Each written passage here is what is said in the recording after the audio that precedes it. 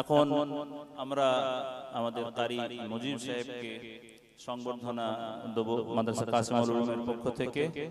সংবর্ধনা দেওয়ার জন্য আমার হুজুর মুফতি ইমদাদুল্লাহ সাহেবকে আমি অনুরোধ করব। আপনি এখানকার আমাদের প্রাক্তন শিক্ষক এবং আমরা মেজবান হিসেবে আমরা মুজিব সাহেবকে সংবর্ধনা দেব আপনার মাধ্যমে।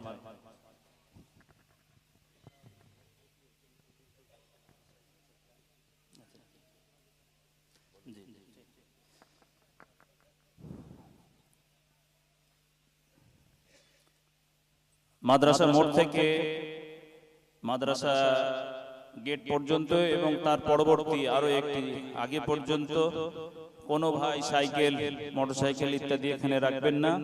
আমাদের পার্কিং এর জন্য আমরা ব্যবস্থা রেখেছি সবুজ সঙ্গের মাঠ, আপনারা ওখানে রাখবেন।